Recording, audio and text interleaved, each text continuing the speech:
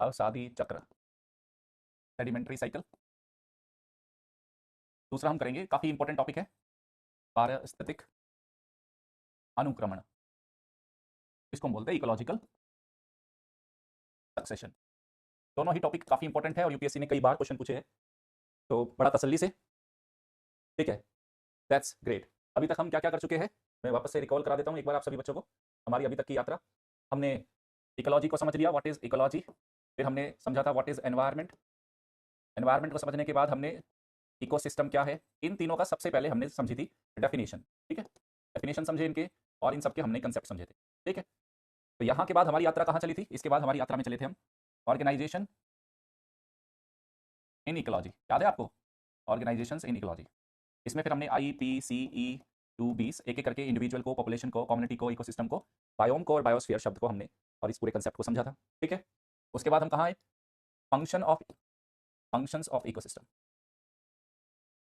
ठीक है, इसको समझने के लिए आपको याद हो हमने ट्रॉफिक लेवल, पोषण स्तर, जिसको आपने बोला था पोषण स्तर, ये हमने पढ़े थे बच्चा, कितने पोषण स्तर होते हैं। फिर हमने फूड चेन को पढ़ा, फूड वेब को पढ़ा, रिकॉल करा रहा हूँ। ठीक है, जिन बच्चों ने रिवीजन कर लिया होगा अच्छा है, नहीं किया होगा तो एटलीस्ट उनको पता तो होगा हम कहाँ तक आ गए बच्चा। उसके बाद हमने बच्चा देखा था इकोलॉजिकल पिरामिड, पारिस्थितिकीय पिरामिड।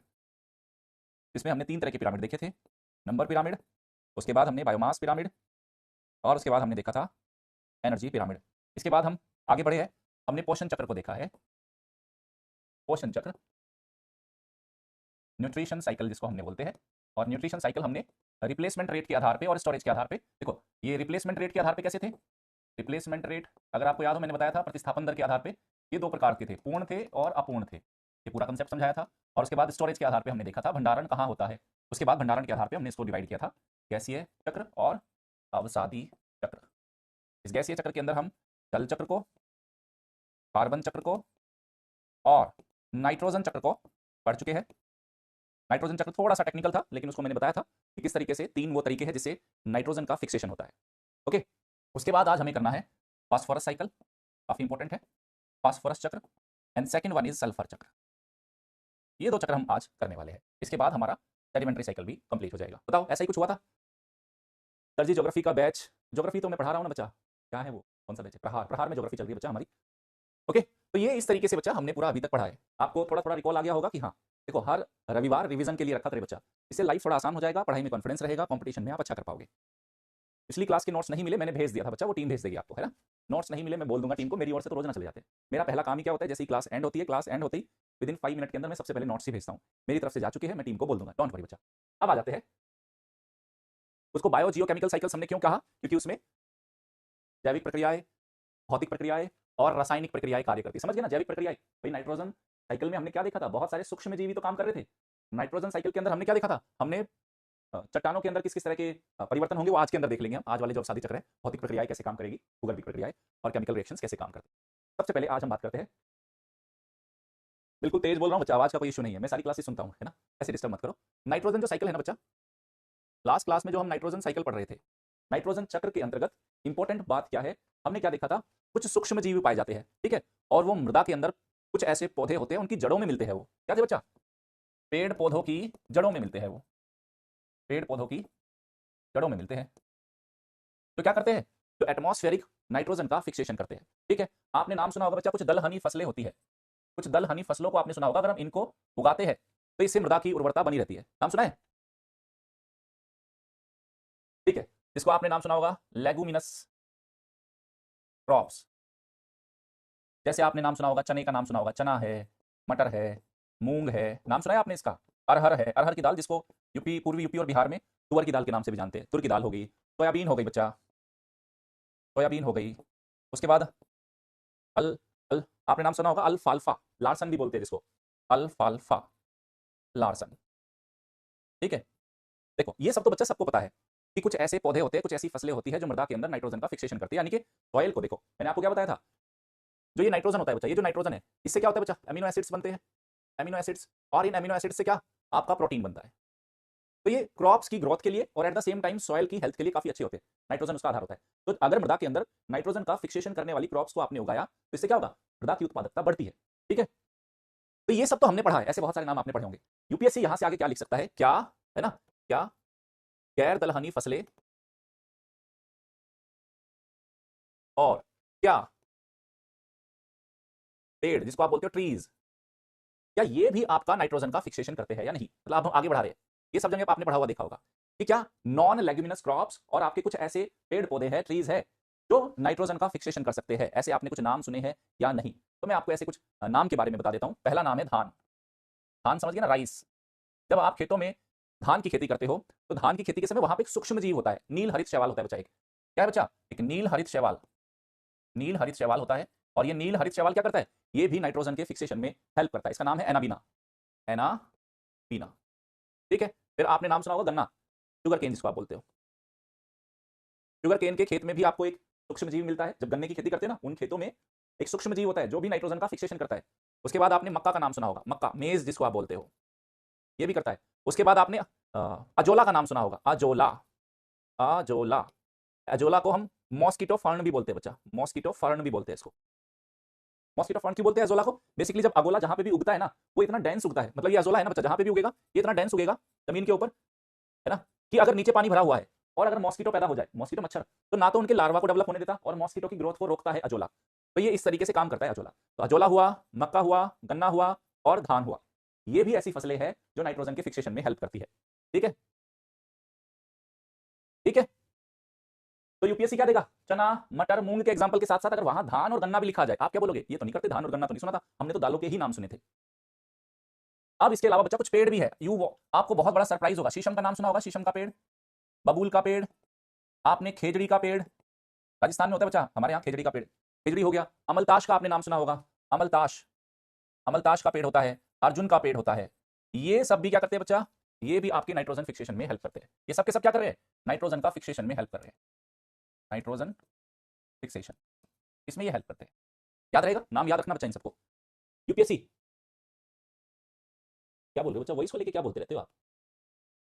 वॉइस को लेके क्या बोलते रहते हो? वॉइस ठीक आ रही है ना? क्लियर है वॉइस भाई? अपना ईयरफोन चेंज करो, फोन पुराना हो गया तो फोन चेंज करो। आवाज मेरी बहुत भारी भरकम आवाज है और ऐसी कोई पतली पतली भी आवाज नहीं है ना, तकड़ी आवाज है। और 500 बच्चों की क्लास में ना मैं बिना माइक के भी पढ़ा देता हूँ, और आपको तो यार माइक से पढ़ा रहा हूँ। नाइट्रोजन फिक्सेशन का मतलब क्या होता है? अब आ गई ना बात। कल की सैटरडे कहाँ थे? शनिवार आती हमें नींद बड़ी आती, शनिवार की क्लास में कहाँ थे भैया? अब ऐसे थोड़ी ना यार आप बीच बीच में आओगे और पुराने कंसेप्ट जो मैंने पढ़ा दिए आके बोलोगे सर वो बता दो क्या होता है शनिवार की क्लास में। ठीक है, शनिवार की क्लास में मैंने आपको बताया था what is nitrogen fixation, nitrogen स्थिरीकरण क्या है। Okay, that's great. अब यहां के बाद आ गया हमारा sedimentary cycle. What is sedimentary cycle? अब कहानी से समझोगे या किताबी भाषा से समझोगे? चलो बताओ एक बार मुझे, कहानी से समझना पसंद करोगे या किताबी भाषा? चलो देखते हैं ज्यादा ऑडियंस क्या कहती है, बोलिए, बताओ मुझे। कहानी से समझना पसंद करोगे या किताबी भाषा से? दोनों तरीके हैं मेरे पास, जैसा कहोगे वैसा। कहानियां पसंद आ रही है आपको? ऑफ कोर्स स्टोरी से पसंद करेंगे सर। तो हजारों लाखों करोड़ों साल पहले की बात है बच्चा। एक चट्टानी साम्राज्य था। चट्टानी साम्राज्य समझ गए ना, चट्टान ही चट्टान थी। चट्टानी साम्राज्य था, हजारों लाखों करोड़ों साल पुराने की बात है। सिर्फ चट्टाने ही चट्टाने थी। एक चट्टानी साम्राज्य था। उस चट्टानी साम्राज्य के अंदर बहुत सारे खजाने थे। उन चट्टानी साम्राज्यों के नीचे क्या थे? बहुत सारे खजाने थे उस साम्राज्य के, है ना, अलग अलग खजाने थे, अलग अलग चीजों के। खजाने किस चीज के थे? वो खजाने थे फॉस्फोरस के, वो खजाने थे सल्फर के। चट्टानी साम्राज्य था, वो खजाने थे आयरन के, कैल्शियम के, ठीक है, आदि। इन सबके खजाने थे उस साम्राज्य के पास, किसी को नहीं पता था। साम्राज्य के इन खजानों के बारे में किसी को नहीं पता था। लेकिन एक बार की बात है, उस साम्राज्य के ऊपर एक बुरा वक्त आया। मौसम बड़ा खराब हुआ और खूब जोरदार बरसात हुई, है ना, मूसलाधार बरसात होने लगी, मूसलाधार बरसात हुई। ठीक है, उसके बाद नदियां, नदियों में बहुत जल आ गया, बहुत सारा जल आ गया। ओके, उसके साथ ही साथ बहुत ज्यादा एक्सट्रीम कोल्ड पड़ा, अत्यधिक ठंड पड़ी, अत्यधिक गर्मी भी पड़ी। वो साम्राज्य बड़े परेशानी के दौर से गुजर रहा था। जब ये सब कुछ हुआ, इन सब की वजह से चट्टानी साम्राज्य में कुछ, है ना, कहते हैं ना, कमजोर पड़ गया। उसकी चट्टानें कमजोर हो गई, चट्टानी साम्राज्य की क्या हो गई? चट्टानें कमजोर हो गई, उसमें क्रैक्स डेवलप हो गए। इन चट्टानों में क्रैक्स डेवलप हो गए और इनके ऊपर बहती हुई नदियां, इन चट्टानों के ऊपर चलती हुई पवनें, इन सब ने क्या किया? इन सब ने क्या किया? चट्टानों की ऊपर वाली परतों को अपने साथ उड़ाकर ले गए। उसके बाद क्या हुआ? जब वो उड़ाकर ले गए तो अंदर के ये खजाने बाहर दिखने लगे। जब इन खजानों को आसपास के खड़े हुए पेड़ पौधों ने देखा, वो बोले वाह, इतना सारा फॉस्फोरस, वाह, इतना सारा सल्फर, इतना सब कुछ है यहाँ पे, तो भैया अरे भैया मजा आ गया, ये तो वो फॉस्फोरस और सल्फर है, अगर हमें ये मिल गया हम बहुत मोटे और हम बहुत तकड़े तकड़े हो जाएंगे, हमें कोई हिला भी नहीं पाएगा। जंगल में ये बात बाकी सारे जानवरों को भी पता चली, पेड़ पौधों को तो पता चली गई। उधर से भागा भागा हिरण आया, उधर से भागा भागा हिरण आया, भेड़िए को भी पता चला, भेड़िया आया, शेर आया, वो बोले अच्छा कहाँ है खजाना, जंगल का राजा तो मैं हूँ, ये खजाना मेरा है, ठीक है। बट पेड़ पौधों को उस प्रकृति ने ऐसी ताकत दी थी कि वो इस खजाने का इस्तेमाल कर सकते थे, वो इस सल्फर का, इस आयरन का, फॉस्फोरस का इस्तेमाल कर सकते थे। इन हिरण को, इन भेड़िया को, इन शेर को ऐसी आंखें नहीं दी थी कि ये उस खजाने को पहचान पाए। अभी ऐसे देख, कहाँ है खजाना, कहाँ है खजाना, हमने सुना है खजाना है, किधर है, किधर है, किधर है, इनको कहीं खजाना नहीं मिला। तो पास में खड़े हुए पेड़ पौधे इनके ऊपर हंसने लगे देखो हिरण कितना मूर्ख है, ये शेर कितना मूर्ख है, ये सोच रहा है इसको खजाना मिलेगा, नहीं, ऊपर वाले ने वो दिव्य शक्ति सिर्फ हमें दी है, हम उस खजाने को ढूंढ सकते हैं। तो हिरण को वैसे तो गुस्सा नहीं आता, हिरण को बड़ा गुस्सा आया। तो हिरण बोला ये पेड़ तो कुछ ज़्यादा ही उछल रहा है, आज मैं तेरी 500 पत्तियां ज़्यादा खाऊंगा। तो हिरण ने ज़्यादा गुस्से में ज़्यादा कंज्यूम करना शुरू कर दी, हिरण ने पेड़ को कंज्यूम किया, ठीक है। उसके साथ साथ इन बाकी सारे जीवों ने इन पेड़ पौधों को कंज्यूम करना शुरू किया। गुस्से में हिरण ने जिन पत्तियों को खाया था, जिस घास को खाया था, उस घास के अंदर था फॉस्फोरस, सल्फर, आयरन, मैग्नीशियम। उस दिन घास खाने के बाद जब हिरण सोया और सोने के बाद जब उठा तो पहले से अपने आप को ज़्यादा ताकतवर फील कर रहा था। हिरण खूब फुदकने लगा, फिर देखा यार हिरण को, यार इसके अंदर बड़ी एनर्जी दिख रही है, कल तक तो ये मरियल टाइप का था, आज ये इतना फुदक फुदक के क्यों नाच रहा है। तो शेर ने हिरण को खाया, जैसे ही शेर ने हिरण खाया, हिरण खाने के बाद शेर के अंदर भी ताकत महसूस हुई। इसका मतलब समझ में आ गया हिरण को, अगर मुझे ताकत चाहिए तो मुझे फालतू में एनर्जी वेस्ट नहीं करनी कि आयरन किधर है, मैग्नीशियम किधर है, सल्फर किधर है, फॉस्फोरस किधर है। ये जो पेड़ पौधे मुझ पे हंस रहे थे, अगर ये मुझ पे ना हंसते तो मैं गुस्से में इन्हें ना खाता और ये ताकत मेरे अंदर ना आती। आगे बातें समझ में। तो this is sedimentary cycle. What is sedimentary cycle? आपकी अर्थ पे बहुत सारी रॉक्स है, रॉक्स के अंदर बहुत सारा मिनरल्स है, फॉस्फोरस है, सल्फर है, आयरन है, मैग्नीशियम है। जिनमें से सबसे ज्यादा इंपॉर्टेंट ये दो है, एक सल्फर है और एक ये फॉस्फोरस है। ये बहुत ज्यादा इंपॉर्टेंट होते हैं बच्चा लिविंग ऑर्गेनिज्म के लिए, तो ये काफी इंपॉर्टेंट होते हैं। तो जैसे ही आपने ज्योग्राफी में पढ़ा होगा अपक्षय, अपक्षय की क्रिया, आपने सुना होगा अपर्दन की क्रिया। अपक्षय भी 3 प्रकार का होता है, भौतिक अपक्षय, रासायनिक अपक्षय, जैविक अपक्षय। चट्टानें अपने स्थान पे टूटती फूटती रहती है और उनके अंदर जो बहुत सारे मिनरल्स है वो अवेलेबल हो जाते हैं। कई बार वॉल्केनिक इरप्शन भी होता है, उस ज्वालामुखी विस्फोट से भी बहुत सारे मिनरल्स सरफेस पे आ जाते हैं और हजारों लाखों सालों की अपक्षय अपर्दन की, अनाच्छादन की क्रिया के जरिए वो क्या होते हैं, वो अवेलेबल हो जाते हैं। अवेलेबल होते हैं किनको? प्रोड्यूसर्स को, ठीक है। इंसान भी जैसे हम भी खाई लेते हैं, जैसे आपको पता होगा, आप बहुत सारे मार्केट में मेडिसिन आती है जिसमें बोलते हैं कैल्शियम की गोली आ गई ना, फॉस्फोरस के सप्लीमेंट्स आ गए, सल्फर के सप्लीमेंट्स आ गए, हम उनको डायरेक्टली भी कंज्यूम कर सकते हैं। लेकिन बाकी सारे एनिमल्स को इनके बारे में नहीं खबर, वो इतने बौद्धिक नहीं है, तो उसके लिए वो किस पर डिपेंड करते हैं? मोस्टली पेड़ पौधों पर ही डिपेंड करते हैं, ठीक है। बताओ, ये बात समझ में आ गई? तो ये सेडिमेंट्री साइकिल है। सेडिमेंट्री साइकिल का मतलब चट्टानों के अंदर बहुत सारे आपके मिनरल्स है और जब वो बहुत सारे अपक्षय, अनाच्छादन, अपर्दन की क्रियाओं से, अनाच्छादन के अंदर अपक्षय अपर्दन आ जाता है, उन क्रियाओं से गुजरते हैं तो ये हमें अवेलेबल हो जाते हैं। अवेलेबल होने के बाद सपोज करो ये बाहर आ गए अवेलेबल, कोई नदी इसके ऊपर जा रही है तो नदी में घुल जाएगा फॉस्फोरस, नदी में घुल जाएगा सल्फर, कैल्शियम, तो उस पानी के अंदर होगा क्या? फॉस्फोरस, सल्फर होगा, कैल्शियम होगा, मैग्नीशियम होगा, और वो क्या होगा? बहुत सारे तालाबों में भी जा सकता है, झीलों में भी जा सकता है। हो सकता है यहाँ से होते होते नदियों के द्वारा वो धीरे धीरे समुद्र के अंदर भी चला गया और समुद्र के अंदर जो आपकी महाद्वीपीय मग्न तट था, याद है ना, महाद्वीपीय मग्न तट, मग्न ढाल पढ़ा होगा आपने ज्योग्राफी में। मग्न तट बच्चा, मग्न ढाल पढ़ा है आपने? नहीं, कि मग्न तट होता है, मग्न ढाल होता है, कॉन्टिनेंटल राइज होता है। तो यहाँ पे महाद्वीपों के मग्न तट पर भी जाके बहुत सारा डिपॉजिट हो गया। यहाँ डिपॉजिट होने के बाद दबा रहा समुद्र के महाद्वीपीय मग्न तट में, अवसादों के नीचे दबा रहा हजारों लाखों साल, लेकिन कभी माउंटेन बिल्डिंग का कोई प्रक्रिया हुई या कोई भूगर्भिक हलचल हुई तो ये वापस से प्राप्त हो जाता है। तो समुद्र के अंदर भी इन सारे मिनरल्स के खजाने हैं। हमारे स्थल मंडल के ऊपर जो क्रस्ट है, महाद्वीपीय क्रस्ट, उस महाद्वीपीय क्रस्ट में भी इसके खजाने हैं। बोलिए।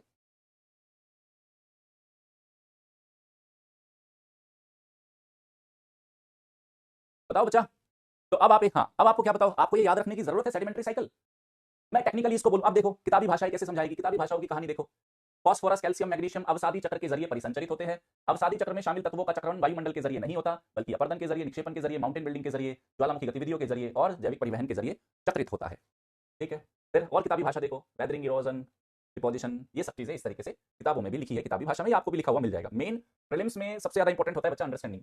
प्रीलिम्स में आपके जो क्वेश्चन फंसते हैं ना बच्चों, प्रीलिम्स के जो आपके क्वेश्चन फंसते हैं, वो क्वेश्चन फंसते हैं कि क्या आपको कंसेप्चुअल क्लैरिटी है। और अगर आप इस तरीके से एक बार आपके दिमाग में स्टोरी सेट बैठ गई, लाइफ में आप कभी भूल ही नहीं सकते।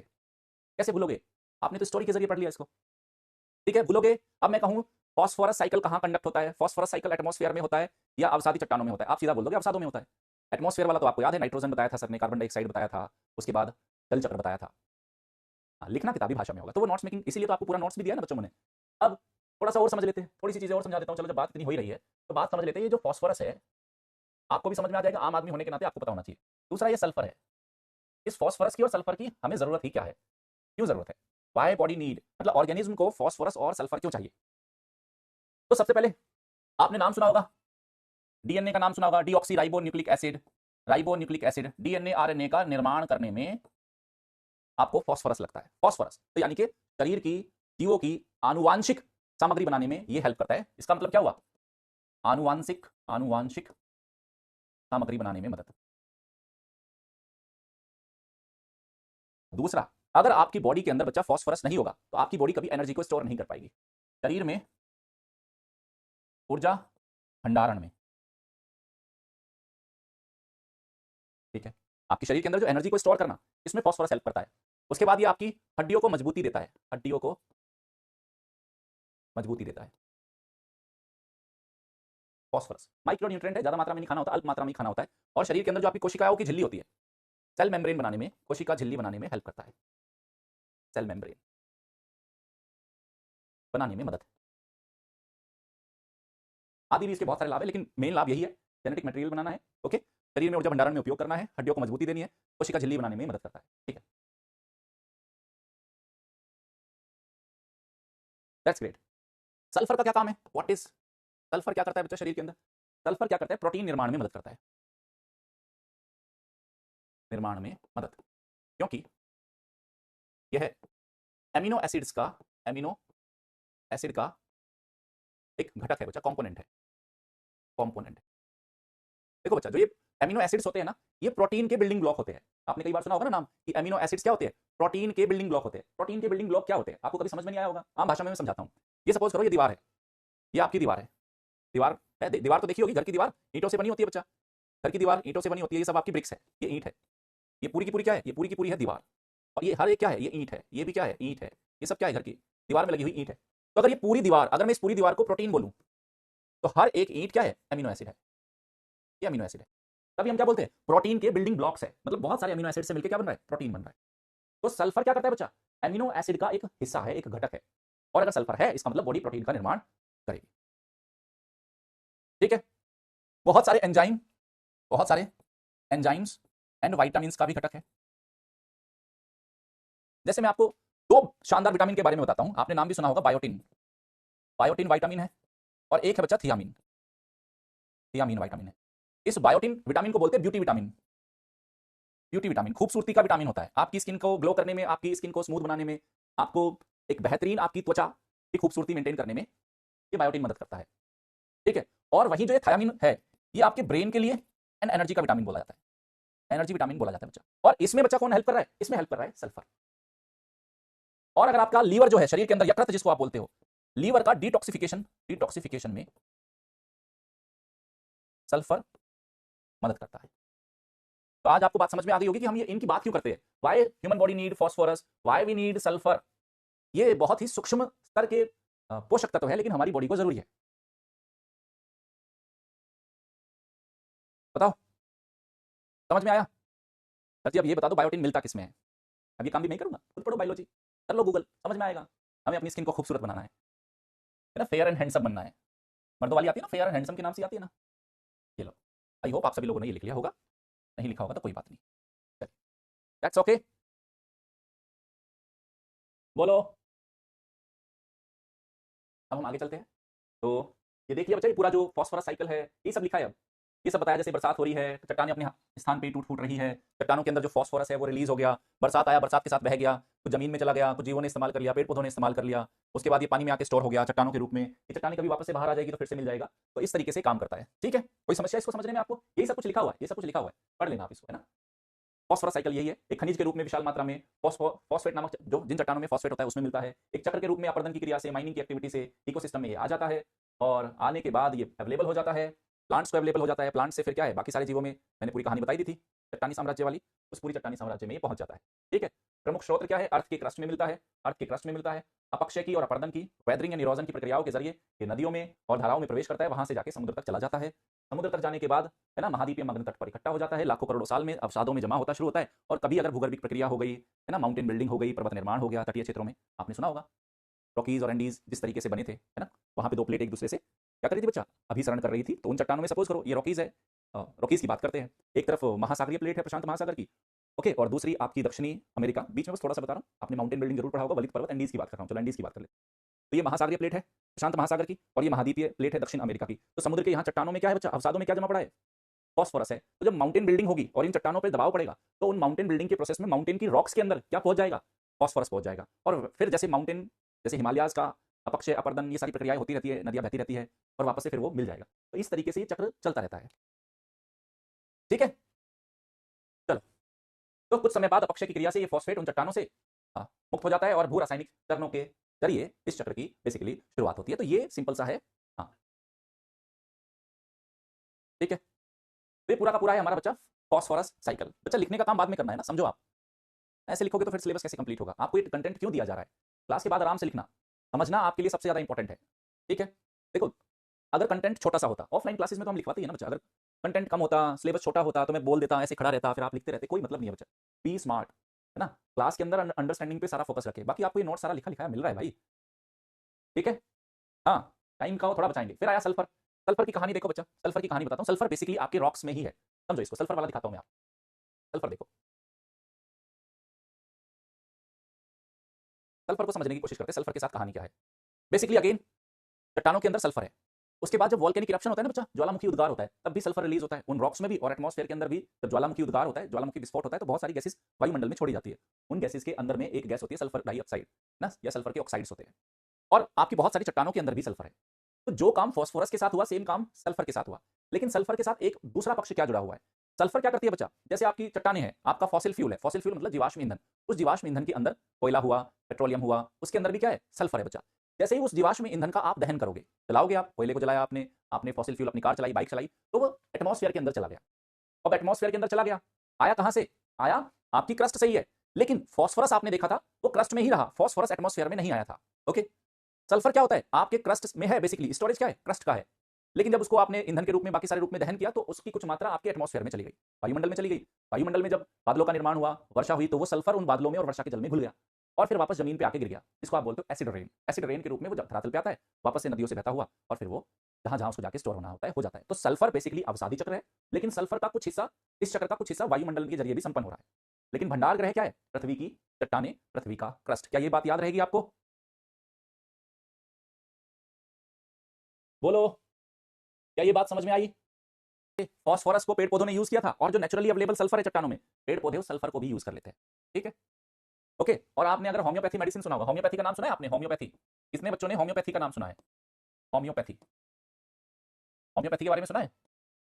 होम्योपैथी, बताओ, नाम किसी ने सुना है? ये बहुत सारे होम्योपैथी वाले डॉक्टर सल्फर देते हैं, सल्फर एज ए मेडिसिन देते हैं। इसके लिए स्किन डिजीज में, इसको स्किन से, त्वचा से संबंधित चर्म रोग होते हैं, वहां पे सल्फर मेडिसिन दिया जाता है। समझ गए? हाँ, आ जाइए ना बात आपको समझ में। सल्फर के जो मैंने आपको बेनिफिट्स बताए थे कि ये इसके अंदर बायोटिन है, थायामिन है, ओके, और ये स्किन के लिए काफी अच्छी मानी जाती है। और आपने ये भी सुना होगा कि इंडिया में बहुत सारे ऐसे स्रोत है, चश्मे हैं, चश्मे जानते हो ना? चश्मे, गर्म जल के झरने, गर्म जल के झरने। जैसे आपने नाम सुना होगा भैया कि मणिकरण, नाम सुना होगा आपने? मणिकरण, मणिकरण नाम सुना है आपने? हिमाचल प्रदेश। आपने देहरादून नाम सुना होगा, देहरादून, वहां पे भी कैंपटी फॉल आपने नाम सुना होगा, वहां पे भी एक हॉट वाटर स्प्रिंग है, हॉट वाटर स्प्रिंग है। और आप बोलते हो कि वहां उसमें जो कोई नहा लेता है ना, उसकी स्किन डिजीज ठीक हो जाती है। क्यों होती है? बेसिकली वो हॉट वाटर स्प्रिंग है, उस वाटर के अंदर अगेन क्या है बच्चा? सल्फर का कंटेंट है। तो वो कोई मिराकुलस नहीं है, वो अर्थ के क्रस्ट के अंदर सल्फर ये काम करके देता है आपको। समझ में आया? किसी को खाज हो, खुजली हो, कहते हैं यार हम तो उस पानी में नहा के आए, उसके बाद हमारी खाज खुजली ठीक हो गई। पीछे विज्ञान है बच्चा, विज्ञान, पूरा का पूरा विज्ञान है। अर्थ की क्रस्ट के अंदर जो सल्फर है, और भी ऐसे और माइक्रो आपके मिनरल्स होंगे, वो इस काम को कर रहे हैं। एसिड रेन हानिकारक होती है, एसिड रेन डेफिनेटली हानिकारक होती है बच्चा, लेकिन वो कुछ सल्फर एटमॉस्फेयर के थ्रू भी आ जाता है। जैसे हाइड्रोजन सल्फाइड है H2S के रूप में, सल्फर डाइऑक्साइड है SO2 के रूप में, तो ये आपको वापस मिल जाता है। क्लियर है? चल, बहुत अच्छी बात है, बहुत प्यारे बच्चे हो आप, है ना, सब समझ जाते हो, सब समझ जाते हो आप लोग, सब पता है आप। अब एक काम मत करना, सुन लो। अब एक मेरी तरफ से एक सजेशन, किसी को दाद खाद खुजली हो रही है, स्किन की कोई डिजीज हो रही है, पता चले किसी होम्योपैथी वाले स्टोर पे चला गया और बोला भैया सल्फर दे दो, सल्फर की मेडिसिन दे दो, आज ही हमने पढ़ा है सल्फर से स्किन डिजीज ठीक होती है। आप उसे वो पूछेगा भाई डोज क्या लगेगी, है ना, फिर होम्योपैथी में डोज चलेगी, कितनी डोज लेनी है, तो वो डॉक्टर को पता है। आप नीम हकीम मत बनना, दुकान पे चले गए, सल्फर लेके आ गए, आपको पता नहीं था कितनी लेनी, आपने पी लिया, उसके बाद उठाई नहीं ना, सल्फर का ओवरडोज हो गया।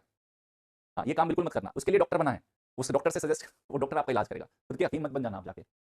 होते हैं बहुत सारे बच्चे ऐसे ही, यार थोड़े से खुजली देखे, चलो आज सल्फर देखते हैं, कुछ सल्फर डाल भी दूंगा इसके ऊपर, सर ने बोला था गर्म पानी के झरने होते हैं ना, गर्म पानी ले लिया, उसके अंदर सल्फर की 10 बूंदे डाल दी, चलो मैं घर पे ही नहा लेता हूँ, बाल्टी के अंदर सल्फर की बोतल डाल देता हूँ। नहीं भाई, या तो वो डॉक्टर को पता है, और वो नेचुरली अगर अवेलेबल है तो नेचर को पता है उसमें कितना घुलना था। आप खुद का डॉक्टर मत बनना, ठीक है। तो ये सल्फर भी बिल्कुल फास्फोरस साइकिल की तरह काम कर रहा है, तालाबों की तली में चला जाएगा, झीलों की तली में, समुद्र की तली में जाकर डिपॉजिट हो जाएगा। मृत कार्बनिक पदार्थ है जितने भी जीव मर गए, जिनके सपोज करो हम ह्यूमन बींग्स है, एक दिन हम इस धरती से चले जाएंगे, तो जिस दिन हम मरेंगे हमारी बॉडी के अंदर जितना कैल्शियम है, हमारी बॉडी के अंदर जितना सल्फर है, फास्फोरस है, सब यहीं छोड़ के चले जाएंगे। हाँ,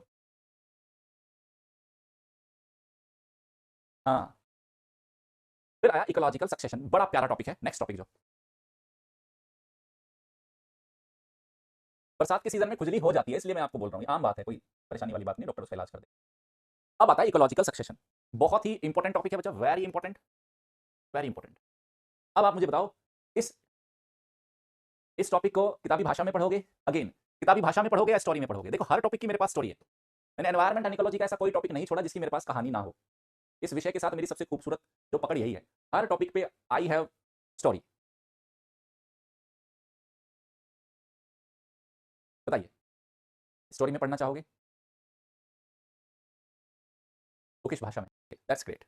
तो एक बार की बात है, लाखों तकरीबन करोड़ों साल पुरानी बात है, पृथ्वी बनी ही थी, नई नई बनी थी, ठीक है। और आज जितना आपको पृथ्वी पर जीवन दिखाई देता है, वैसा उस पृथ्वी नामक ग्रह पर उतना जीवन नहीं था।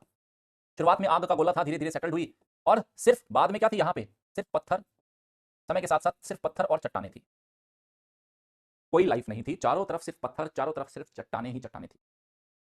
ऊपर वाले ने कुछ बोला, यार ये ग्रह बड़ा सुना सुना सा है, इस सुने सुने से ग्रह को जीवन दिया जाए। इन पत्थरों ने ऊपर वालों को याद किया, ऊपर वाले से बोला कि हम कब तक पत्थर रहेंगे, कभी तो यहाँ पे भी जीवन दो, खुशहाली दो, जीव जंतु दो, हम तरस गए हैं, कृपया करके हमारी झोली भरो। ऊपर वाले ने बोला कि चलो एक काम करते हैं, कुछ सूक्ष्म जीव भेज देते हैं आपके पास, है ना, शुरुआत में सिर्फ पत्थर ही पत्थर है, कहते कुछ सूक्ष्म जीव भेजता हूं मैं आप लोगों के पास। उन सूक्ष्म जीव का नाम है लाइकेन, और एक और है दूसरा मॉस, मॉसिस, जिसको आम भाषा में आप काई कहते हो, काई का नाम सुना हो, काई लग गई। अब ये लाइकेन एंड मॉसिस आया, कह रहे अब इन्हीं को भेज सकता हूं और इन्हीं को आगे जो भी काम करना है मेहनत लगेगी। तो लाइकेन एंड मॉसिस आ गई। अब हजारों साल से लाइकेन एंड मॉसिस ही है, तो एक दिन लाइकेन एंड मॉसिस बोले यार हम दो क्या कर लेंगे, क्या ऐसा कुछ हो सकता है? मेरी बहन लाइकेन बोली काई को, मेरी बहन क्या हम इस पृथ्वी को आबाद कर सकते हैं, क्या इन चट्टानों को हरा भरा बना सकते हैं, और दूर दूर तक हम क्या घास पेड़ पौधे बाकी सारे जीव आ सकते हैं यहाँ पे या नहीं आ सकते? उन्होंने बोला आ तो सकते हैं, मेहनत करनी पड़ेगी और इन चट्टानों से लड़ना भी पड़ेगा, इनको तोड़ना फोड़ना भी शुरू करना। समय गुजरा, हजारों लाखों साल गुजरे, इनमें से कुछ लाइकेन जाके इन चट्टानों पे चिपकी, मॉसिस चिपकी, बहुत सारी लाइकेन और मॉसिस क्या है समय के साथ साथ मरने लगे। वायुमंडल ने भी आके इनकी मदद करी, चट्टानों को तोड़ना फोड़ना शुरू किया, अपक्षय अपर्दन। तो ये हार्ड रॉक्स के अंदर क्या हुआ, ये डेड ऑर्गेनिक मैटर, जो लाइकेन और मॉसिस जो समय के साथ साथ मरती जा रही थी, तो जो चट्टानों का अपक्षय अपर्दन हो रहा था उसमें जाके उनका मृत कार्बनिक पदार्थ डिपॉजिट होना शुरू हो गया। धीरे धीरे समय के साथ साथ मिट्टी बनना शुरू हो गई, मिट्टी बनना शुरू। लाइकेन और मॉसिस की मेहनत सफल हुई, हजारों लाखों सालों में इन दोनों ने मिट्टी के निर्माण में मदद किया, और वायुमंडल ने आके इस पे इनको हेल्प किया था। वायुमंडल ने अपने अपर्दन और अपक्षय की क्रियाओं से बोला कि मैं तुम्हारे इस परिवार को हरा भरा बनाने में मदद करूंगा। दोस्त निकल, थोड़ा थोड़ा सॉइल डेवलप होना शुरू हो गई। अब सॉइल शुरू हो गई तो सॉइल में कुछ और जीव पनप सकते थे। देखो लाइकेन एंड मॉस तो पत्थरों पे भी रह सकती थी, लेकिन और छोटे छोटे जीव और छोटे कीट आना शुरू, कीड़े मकोड़े बनना शुरू हो गए। कब? जब मिट्टी आ गई। मिट्टी के आते ही बाकी सारी जीवों को तो ये खुश हुई, लाइकेन एंड मॉसिस काफी खुश हो गई, अरे हमने मिट्टी को बना दिया। अब ये मिट्टी क्या करेगी, ये मिट्टी बाकी जीवों को सपोर्ट करेगी, बाकी जीवों का समर्थन करेगी।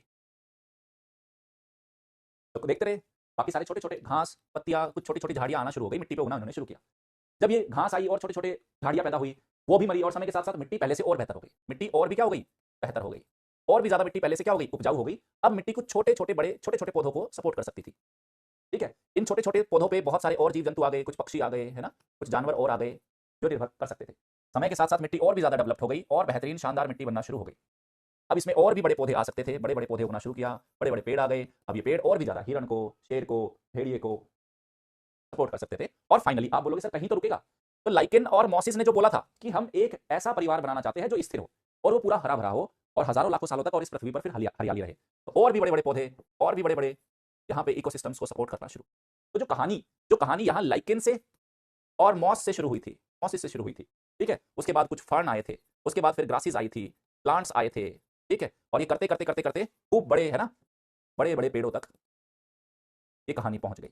और ये लाइकेन और मॉसिस क्या हुआ, इन दोनों को फाइनली एक सेटिस्फेक्शन मिला कि हम जब कुछ भी नहीं था और हम इस पृथ्वी को आज कहां तक लेके आए, हमने इसको इतना हरा भरा कर दिया और ये स्टेबल कंडीशन में पहुंच गई।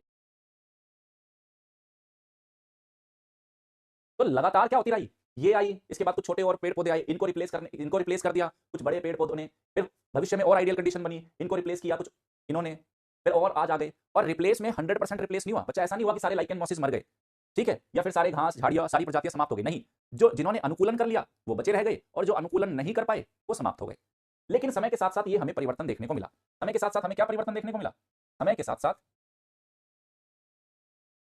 हमें वेजिटेशन में चेंज देखने को मिला। क्या देखने को मिला? एक परिवर्तन देखने को मिला।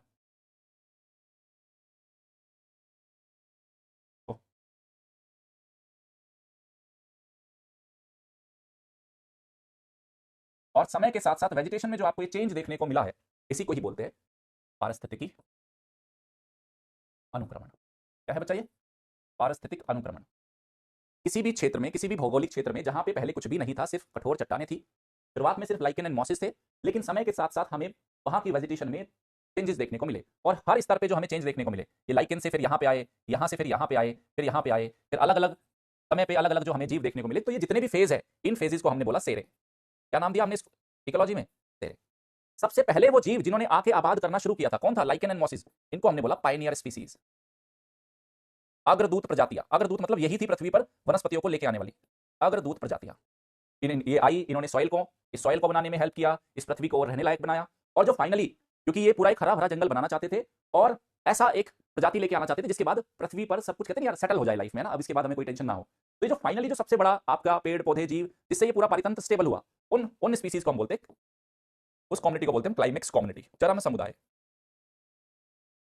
चरम समुदाय।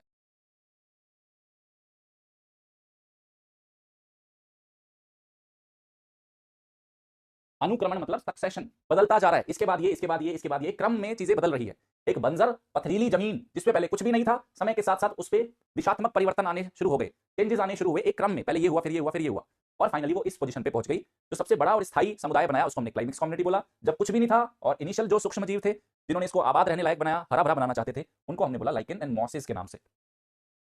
सेरे क्या है कि जो परिवर्तन का फेज गुजर रहा है, एक फेज। सेरे क्या है? ये क्या स्टेज है बच्चा? स्टेज है, अवस्था है, जिन अवस्थाओं से होकर गुजर रहा है, उन अवस्थाओं को हमने एक टेक्निकल नेम दिया स्टेज, अवस्था। पहले ये, इसके बाद फिर ये, छोटी बड़ी घास झाड़ियां, उसके बाद कुछ और, उसके बाद कुछ और, उन स्टेजेस को हमने बोला है सेरे। सेरे,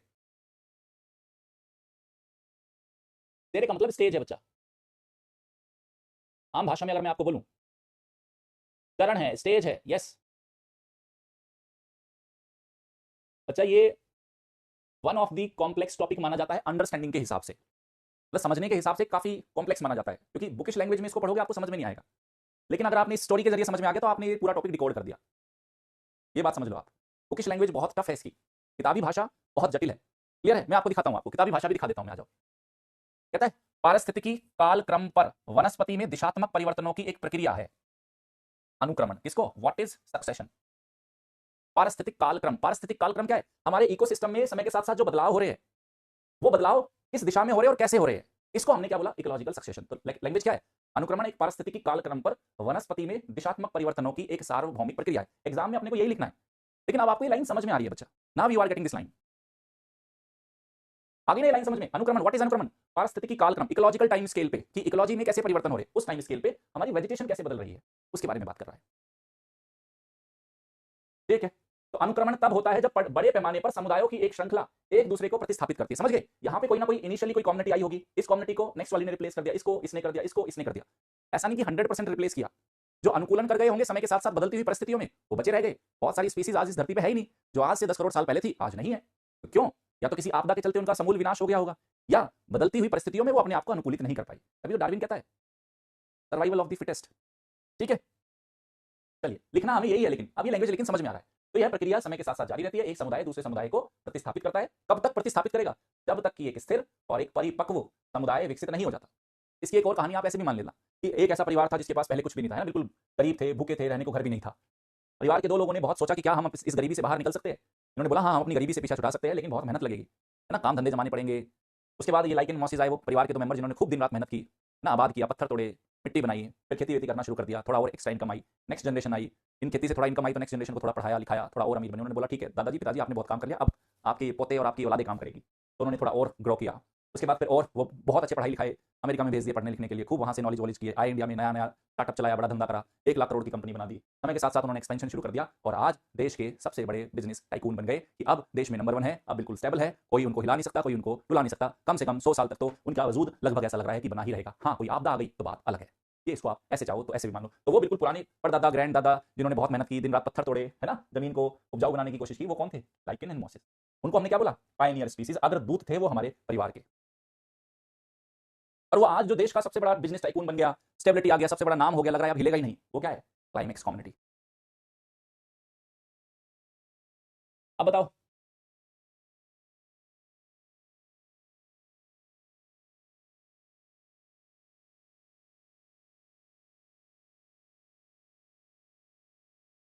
आप क्लियर है बिल्कुल? ठीक है, दैट्स ग्रेट। आप भी भूलोगे, इकोलॉजिकल सक्सेशन नहीं भूलोगे, ऐसा तो कुछ भी नहीं भूलेंगे। हाँ, अब आपके मन में आएगा सर क्या किसी दिन ऐसा नहीं हो सकता कि कुछ ऐसा हो जाए, क्या सर कभी, है ना, ऐसा नहीं हो सकता कोई आपदा आ जाए, कोई देशों के बीच में लड़ाई हो जाए, बम फट जाए, कुछ हो जाए या कुछ भी हो जाए, ये क्लाइमेक्स कम्युनिटी का भी तो डिक्लाइन हो ही सकता है, डेफिनेटली हो सकता है। जंगल में आग लग गई, कोई सुनामी आ गया, कोई वॉल्केनिक इरप्शन हो गया, तो हो सकता है वो क्लाइमेक्स कम्युनिटी समाप्त हो जाए। लेकिन अब अच्छी बात क्या होगी ना बच्चा, अब अच्छी बात क्या होगी, अब अच्छी बात क्या होगी, अगर ये कोई क्लाइमेक्स कम्युनिटी और इसका काफी हिस्सा खत्म हो गया, सपोज करो 80-90% समाप्त हो गया, अब क्या उसको उतनी मेहनत करनी पड़ रही है, क्या उसको पत्थर तोड़ने पड़ रहे हैं, क्या उसको मिट्टी बनानी पड़ रही है, नहीं। मतलब अगर एक बार अगर किसी भी तरीके से विनाश आ भी गया, ये जो क्लाइमेक्स कम्युनिटी किसी भी वजह से डिस्टर्ब हो भी गई, तो इसको वापस से उभरने में ये जितने हजारों लाखों करोड़ों साल लगे उतना टाइम नहीं लगेगा, कम समय में ही हो जाएगा। और इस स्थिति को कि जब कोई विनाश हो जाए किसी प्राकृतिक आपदा के चलते, जंगलों में आग लग गई, सुनामी आ गई, बाढ़ आ गया, कुछ भी हो गया, ज्वालामुखी विस्फोट हो गया, तो ये दोबारा से ये काम शुरू होगा, लेकिन जीरो से नहीं होगा। तो जब ये दोबारा शुरू होता है उसको हम बोलते हैं द्वितीयक अनुक्रमण। क्या बोलते हैं? द्वितीयक अनुक्रमण, अनुक्रमण, सेकेंडरी सक्सेशन, सेकेंडरी सक्सेशन। और ये जो पहली बार हो रहा है उसको हम बोलते हैं प्राथमिक, जब कुछ भी नहीं था, जब कुछ भी नहीं था और शुरुआत से बिल्कुल जीरो से हो रहा था, सिर्फ पत्थर थे, उसको हम बोलते हैं प्राइमरी सक्सेशन। बोलो, तो इन दोनों में बेसिक फर्क क्या है? प्राइमरी, देखो दोनों में बेसिक फर्क क्या है, प्राइमरी सक्सेशन को होने में ज्यादा टाइम लगा, लाखों करोड़ों साल लगे, सेकेंडरी सक्सेशन को उतना टाइम नहीं लगेगा जितना इधर लगता है। इसको क्लाइमेक्स कम्युनिटी तक पहुंचने में करोड़ों साल की यात्रा तय करनी पड़ सकती है, इसको उतना टाइम नहीं लगेगा। ये जल्दी आबाद होगा, ये देर से, इसको टाइम लगेगा। बताओ बच्चा, तो ये primary succession and secondary succession की कहानी समझ में आ गई आप लोगों को? बोलो जल्दी से एक बार कमेंट सेक्शन में मुझे बताओ, जल्दी से कमेंट सेक्शन में जिस भी बच्चे को,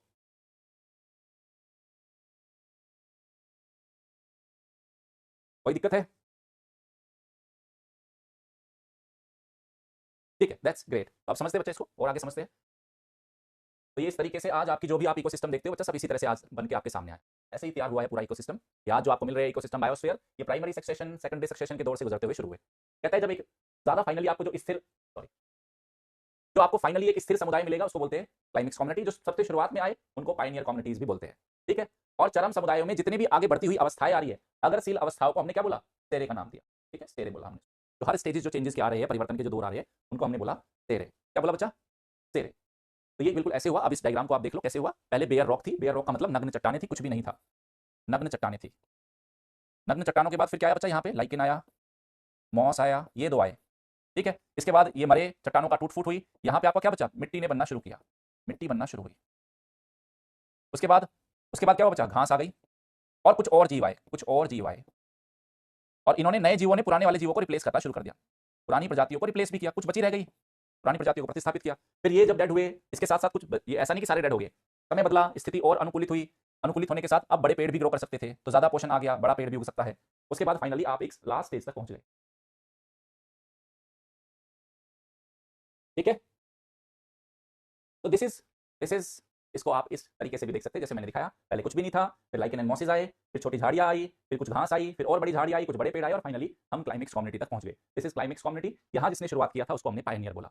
ये जितने भी चेंजेस आ रहे हैं, इस स्टेज से इस स्टेज में जाना, इस स्टेज से इस स्टेज में जाना, समय के साथ साथ इन स्टेजेस को हमने क्या नाम दिया, तेरे का नाम दिया, तेरे, ठीक है। बोलिए, दिस इज सेरे बच्चा, दिस इज सेरे। आगे चले, आगे। तो कहते हैं अनुक्रमण अगर हो रहा है, अनुक्रमण के साथ साथ क्या हो रहा है बच्चा, अनुक्रमण शुरुआत में कुछ नहीं था, समय के साथ साथ क्या होगी, उस इकोसिस्टम की प्रोडक्टिविटी बढ़ेगी, ज्यादा जीव आएंगे, ओके। बहुत सारे आपके पोषक तत्व क्या होते चले जाएंगे, डेवलप होना शुरू हो गए समय के साथ साथ, आपके नीश आने लगे, है ना, नीश बनना शुरू हो गया, हर जीव का अपना नीश बनना शुरू हुआ, निकेत। नीश को क्या बोलते हैं बच्चा, इस नीश को मैंने आपको बोला था, नीश है, नीश याद रखना बच्चा, कर्मता भी बोलते हैं इसको, कर्मता, कर्मता भी एक और है, निकेत भी बोला था शायद मैंने, कर्मता भी इसका नाम है, यूपीएससी ने इसको कर्मता भी बोला है, कर्मता। मैं हमेशा रिकमेंड करूंगा ऐसे शब्दों को अंग्रेजी में ही याद रखे। नीश तो नीश है बच्चा, है ना, नीश इज नीश, ठीक है, इसको अंग्रेजी में याद रखेंगे। उसके बाद खाद्य जाल समय के साथ साथ जटिल होना शुरू हो जाएगा, ओके। पहले फूड चेन होगी, फूड वेब भी होगा तो सिंपल होगा, समय के साथ साथ बहुत सारी प्रजाति आ जाएगी, फूड वेब्स डेवलप होना शुरू हो जाएंगे। पाइनियर कम्युनिटी पे हम बात ही कर चुके हैं, इनिशियली है, लाइकेन है, काई है जिसको आप काई कहते हो, और भी बहुत सारे सूक्ष्म जीव है ये पाइनियर कम्युनिटी के रूप में आते हैं, उस क्षेत्र को आबाद करते हैं। पाइनियर कम्युनिटी समय के साथ साथ डेवलप होती है, सॉइल डेवलप होना शुरू हो जाती है ना, वो मलबा जो मृत पदार्थों का है वो चट्टानों के छेद में जाकर इकट्ठा होने लगता है, अच्छी सॉइल डेवलप होना शुरू हो जाती है, ठीक है। और फाइनली हम क्लाइमेक्स कम्युनिटी तक आ गए। सेकेंडरी सक्सेशन मैंने बोल दिया, अगर किसी भी वजह से, प्राकृतिक कारणों से या मानवीय कारणों से किसी भी क्षेत्र में वहां के समुदाय का, इकोसिस्टम का अगर किसी तरह से विनाश हो जाता है तो वापस से वो ग्रो करना शुरू करते हैं, लेकिन उतना समय नहीं लगता जितना प्राथमिक अनुक्रमण में लगा है। जैसे कि आप जानते हो, कई बार आपने सुना होगा पूरे जंगलों में आग लग गई, सारा जंगल तबाह हो गया। जैसे ऑस्ट्रेलिया में आपने साल 2019 में सुना था, बहुत सारे फॉरेस्ट बिल्कुल खत्म हो गए। लेकिन उन फॉरेस्ट जब वो डेवलप हुए थे, तो इनिशियली उनको डेवलप उस फॉरेस्ट वाली स्टेज तक आने में हो सकता है लाखों करोड़ साल लगे हों, लेकिन वापस से अगर वो फॉरेस्ट फायर हो भी गई, वहां सॉइल अच्छी है, तो समय के साथ साथ वो फिर से ग्रो कर जाएंगे और 20, 30, 50, 100 साल में फिर से एक अच्छी वहां पे क्लाइमेक्स कम्युनिटी आ जाएगी। तो सेकेंडरी सक्सेशन में हमें उतना टाइम नहीं लगता, ठीक है। चले, तो कहता है कब होता है सेकेंडरी सक्सेशन? तब होता है जब किसी समुदाय का पूर्ण या आंशिक विनाश के बाद वापस से ये पूरा प्रोसेस शुरू होता है। इसके लिए हम क्या कर रहे हैं बच्चा, ये कैसे हो सकता है? कोई प्राकृतिक घटना आ जाए, बाढ़ आ जाए, सूखा आ जाए, ओके, आग आ जाए, तूफान हो जाए, इंसान ही आ जाए, इंसान ने जंगलों को काट दिया, खेती करना शुरू कर दिया, माइनिंग करना शुरू कर दिया, ओवर ग्रेजिंग करना शुरू कर दिया, ये फिर वैसे होता है, ठीक है। तो यही पूरा कंसेप्ट है, ये पूरा का पूरा यही कंसेप्ट है। इसके बाद दोनों में क्या अंतर है, प्राइमरी सक्सेशन और सेकेंडरी सक्सेशन में क्या अंतर है?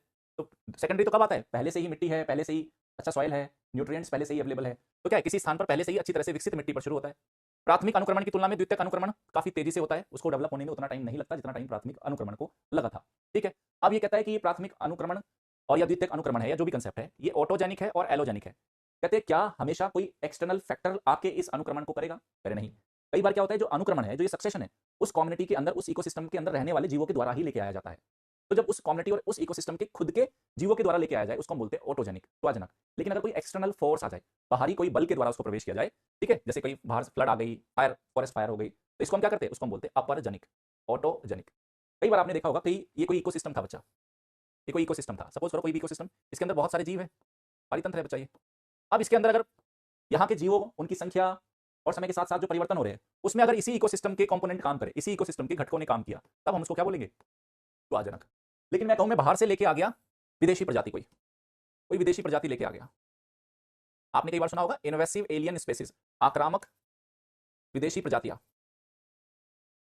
आ जाती है ना, नाम सुना होगा आपने, जलकुंभी हो गई, उसके बाद लेंटाना कैमरा नाम करके आपने सुना होगा, पिछले साल काफी चर्चा में भी था करंट अफेयर में, कि एक ऐसी लेंटाना कैमरा एक ऐसा प्लांट है, जैसे ही उसको हमने इकोसिस्टम में इंट्रोड्यूस कराया, सपोज करो इस इकोसिस्टम के अंदर लेंटाना कैमरा नहीं था, इस इकोसिस्टम के अंदर जलकुंभी नहीं थी, आपने बाहर से लाके जलकुंभी को लेके आ गए, तो जलकुंभी क्या करेगी, धीरे धीरे सबको रिप्लेस कर देगी, बहुत सारी प्रजातियों को यहाँ से विलुप्त कर देगी, और इस पूरे उस पर किसका राज होगा, जलकुंभी का।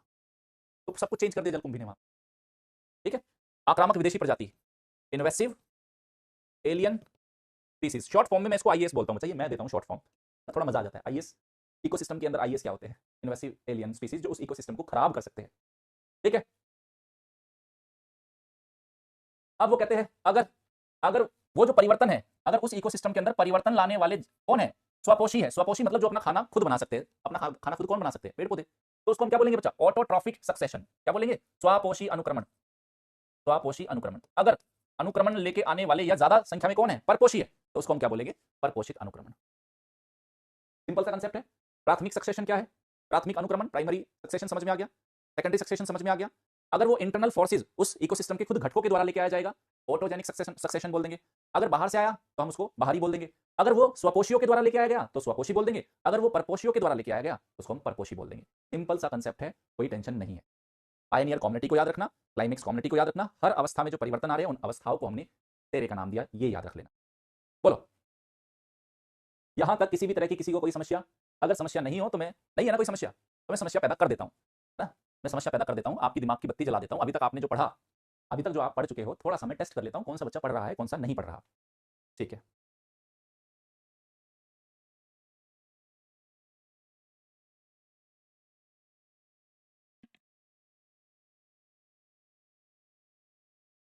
ठीक है, जलाए दिमाग की बत्ती, ठीक है, दैट्स ग्रेट। पढ़ो इसको, जवाब दो। बटन आ गया बच्चा, है ना, बटन दबाओ, ABCD। ये यूपीएससी साल, नीचे मैंने साल लिख दिया है, कौन से वर्ष का प्रश्न है ये मैंने नीचे लिख के दे दिया, ताकि आपको समझ में आए क्या कहानी चल रही है।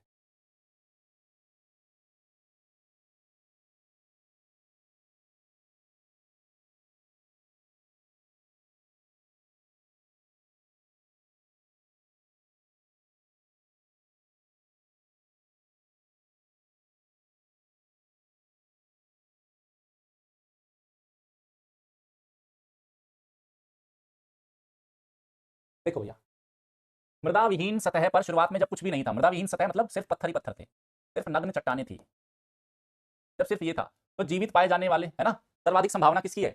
हमने पढ़ा था लाइकेन, हमने पढ़ा था मॉस, मशरूम तो हमने कहीं भी नहीं पढ़ा, तो मशरूम जहां जहां है मशरूम को यहां से उड़ा दिया। दूसरा, हमने मशरूम को कहां से उड़ा दिया? मशरूम को हमने यहां से उड़ा दिया। अब आप बताओ, विकल्प बचे केवल दो, और दो और तीन, तो दो तो कॉमन है, लाइकेन है, जहां लाइकेन है लाइकेन के साथ वहां मॉस भी है, तो हमारा उत्तर क्या होगा? Option C. ठीक है, दैट्स ग्रेट। तो चलो, फर्न बेसिकली क्या होता है बच्चा? फर्न क्या होता है? फर्न इन ये लाइकेन और जो मॉसिस है ना, और आगे आपका जो घास पत्ती टाइप है या आगे के जो प्लांट है उसके बीच की स्टेज है फर्न, समझ गए? तो फर्न उसके अंदर नहीं है। नेक्स्ट देखो,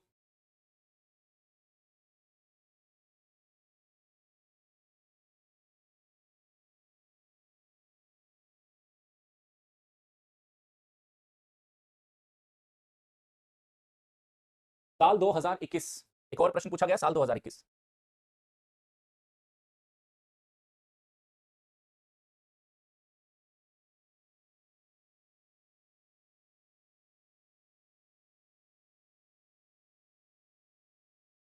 सीधी सी बात है, कार्बन चक्र है नहीं, नाइट्रोजन चक्र है नहीं, कहता मुख्यतः मेनली मेन सोर्स ही जिसका रोक है दैट इज फास्फोरस।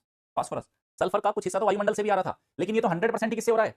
100% किससे हो रहा है बच्चा? ये फास्फोरस वाला 100% चट्टानों से ही हो रहा है। सी होगा, यस। तो कहता है बायोजियोकेमिकल साइकिल पढ़ाया है मैंने आपको। बायोजियोकेमिकल साइकिल क्यों बोलते हैं? जैविक प्रक्रियाएं, भौतिक प्रक्रियाएं और रासायनिक प्रक्रियाएं काम करती है। चट्टानों का अपक्षय होगा, और अपक्षय होने के बाद ही वो पोषक क्या होगा? निर्मुक्त होगा। अब यूपीएससी का लैंग्वेज बच्चा ऐसे ही आएगा, यूपीएससी का लैंग्वेज ऐसे ही आएगा। आप उसकी लैंग्वेज को डिकोड नहीं कर सकते, हाँ, मतलब आप ये सोचो कि डिकोड कर सकते हो, लेकिन आपको शब्दावलियों को पकड़ना होगा, ठीक है ना? तो जो बच्चे बोल रहे हैं सर जो आप कंटेंट दे रहे हो, जो नोट्स देते हो, वो थोड़ा बल्कि है, टेक्निकल लैंग्वेज है, तो बच्चा ये कोई ए का अनार आ का आम वाला एग्जाम भी नहीं है। A for apple, B for ball, C for cat, है ना, और सी फॉर कलेक्टर, ऐसे नहीं होगा, वो मेहनत करनी पड़ेगी। ठीक है, और अगर आप इस बात से परिचित नहीं थे और अगर अब परिचित हो गए हो, तो अब अपनी मेहनत के स्तर को, अब अपनी तैयारी के स्तर को बढ़ा दो, वरना फिर खेल सबको पता है। ठीक है, तो कहता है अपक्षय चक्र में प्रवेश करने के बाद ही वो पोषक तत्व मिलता है। कौन सा है वो? फॉस्फोरस है वो। निर्मुक्त का मतलब होता है रिलीज, रिलीज होता है, इंग्लिश में लिखा मिलेगा एग्जाम में आपको, रिलीज होता है। हाँ, अभी दिक्कत क्या होगी ना, जैसे हमारे टाइम पे तैयारी करते थे ना, बहुत सारा सोच समझ के तैयारी कर लेते थे। मैं आपको सच में बता रहा हूँ, डोंट बी सीरियस, ये आप लोगों के लिए नहीं है, एक सामान्य मानसिकता बता रहा हूँ। जिस दौर में हमने तैयारी शुरू की थी, कोई फेसबुक नहीं था, कोई यूट्यूब नहीं था, कोई इंस्टाग्राम नहीं था, और कोई व्हाट्सएप नहीं था। हमारे दौर में कुछ भी नहीं था, ना यूट्यूब था, ना फेसबुक था, ना व्हाट्सएप था, ना इंस्टाग्राम था, कुछ भी नहीं था। हमारे दौर में सिर्फ होते थे अखबार प्लस मैगजीन। उन अखबारों में और मैगजीन में फिर हम टॉपर्स के इंटरव्यू पढ़ लेते थे, हर साल देखते थे, यूपीएससी के सिलेबस को समझते थे, खोजते थे, फिर ये इवैल्यूएट करते थे कि क्या वास्तव में इस एग्जाम की हम तैयारी कर भी पाएंगे या नहीं, क्योंकि वो तैयारी उन दिनों में बहुत महंगी भी होती थी बच्चा, 1 लाख 1.5 लाख इस हिसाब से आपको फीस लगता था। ठीक है, आज का दौर में दो काम हो गया, ये आपका सोशल मीडिया बहुत हावी हो गया,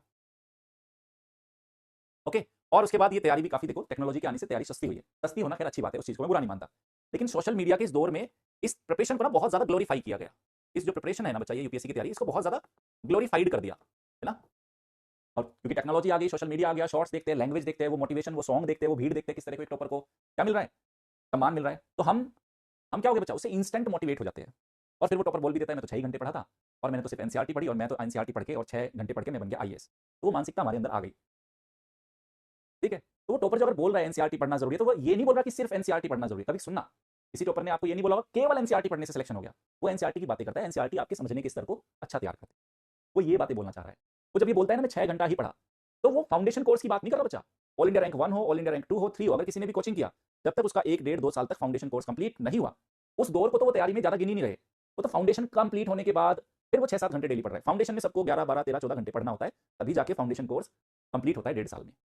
तो ये बातें आप पहचानो, शुरुआत का 1.5 साल तकलीफ वाला है, वो 6 घंटे इस फाउंडेशन के बाद की कहानी है। फाउंडेशन में किसी का 6 घंटे से काम नहीं चल रहा, आप भी पढ़ रहे होंगे, आपको भी समझ में आ गया, 6 घंटे तो 3 क्लास में लग जाते हैं, एक ऑप्शनल की 2 जीएस की, फिर नोट्स मेकिंग करेंगे, फिर करंट अफेयर पढ़ेंगे, 12 13 घंटे कब लग गए समझ में नहीं आता।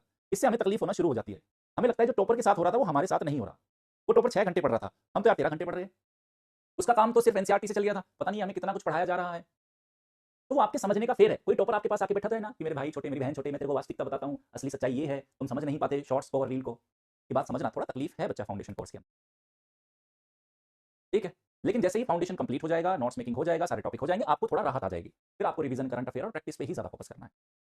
चलो, इस बात को आप समझना, तो ये इतना आसान नहीं है, ये भी बात समझ लेना, इतना आसान नहीं है। आ जाओ,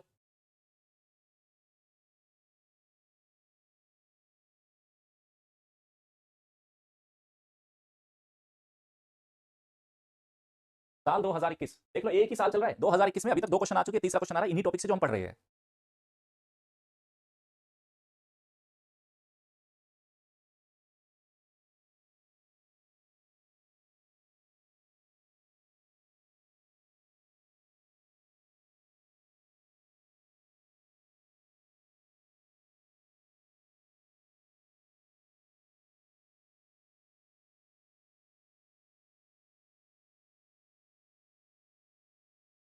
देखो अब समझो, ऐसे क्वेश्चन हमेशा आएंगे और ऐसा हमेशा संभव होगा कि आपने बहुत कुछ नहीं पढ़ा होगा।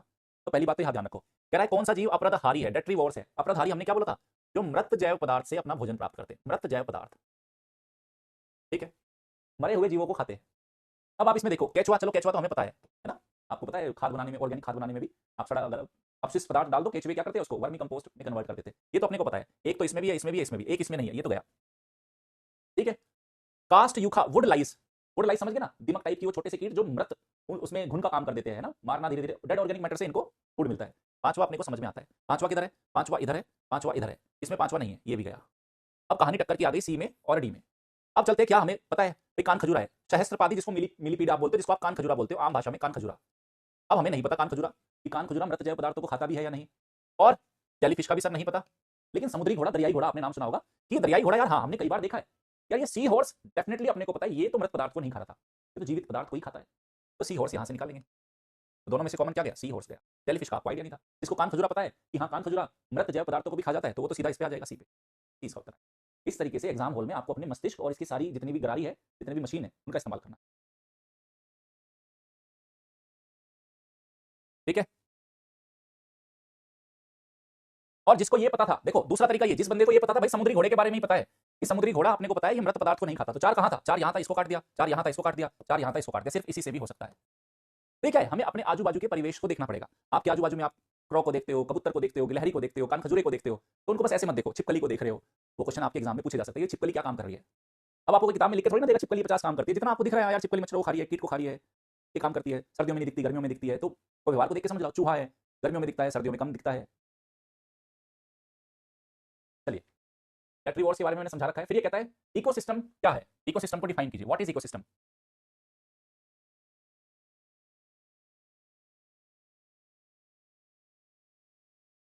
2015 का क्वेश्चन है, यूपीएससी ने पूछा है, UPSC prelims 2015, what is ecosystem.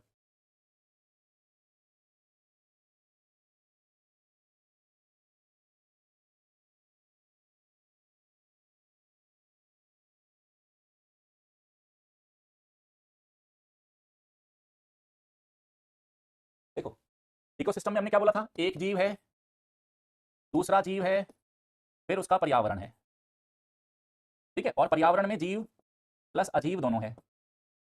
और हमने बोला था ये इसको कैसे प्रभावित कर रहा है, ये इसको कैसे प्रभावित कर रहा है, ये इससे कैसे प्रभावित हो रहा है, ये इसको कैसे प्रभावित हो रहा है, ये कैसे कर रहा है, ये कैसे कर रहा है। अब ये देखेंगे, यही हमने पढ़ा था, इकोसिस्टम अंतर संबंध है जीवों का आपस में और उनके पर्यावरण के साथ। और जब पर्यावरण की बात करी थी तो जैव और अजैव दोनों आए थे। अब इस डेफिनेशन में, इस डायग्राम में जो मैंने आपको समझाया था, कौन सा स्टेटमेंट सेट बैठता है, एक दूसरे से अंत्य क्रिया करने वाले जीवों का समूह। क्या सिर्फ जीवों का समूह है, बोलो क्या सिर्फ जीवों का समूह है, पर्यावरण नहीं था, हाँ ये तो गया। पृथ्वी की सतह का वो भाग जो सजीव द्वारा आवासित है, जिसपे सिर्फ सजीव मिलते हैं, वो तो कम्युनिटी बोली थी हमने। सिर्फ सजीवों की बात करने के लिए हमने कम्युनिटी शब्द का यूज किया था, इकोसिस्टम शब्द का यूज नहीं किया था। इकोसिस्टम में तो मैंने बोला था जैव और अजैव दोनों है, कम्युनिटी सिर्फ लिविंग के लिए थी, ये भी गया। जीवों का समुदाय और साथ ही वह पर्यावरण जिसमें वो रहता है, अरे वाह, जीव और वो पर्यावरण जिसमें वो रहता है। चलो ये इस पे क्वेश्चन मार्क लगा देते, एक बार डी को भी पढ़ लेते, क्या पता डी वाला इससे भी ज्यादा अच्छा हो। किसी भौगोलिक क्षेत्र में वनस्पति जगत और प्राणी जगत, नहीं, फिर इसने जीव जीव की बात करी, फिर चौथा स्टेटमेंट सिर्फ किसकी बात कर रहा है, जीव जीव की बात कर रहा है, ये वाला गलत हो गया। सही उत्तर है ऑप्शन सी।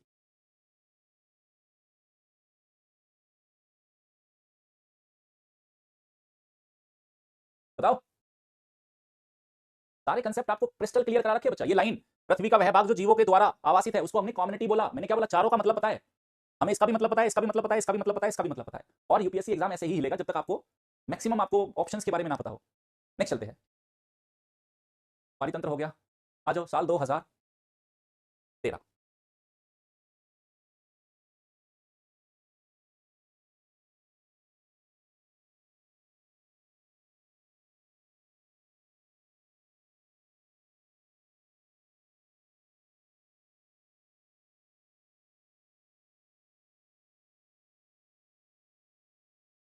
अब ये बोलता है कोई इकोसिस्टम है, उस ग्रासलैंड है, ग्रासलैंड बोल रहा है।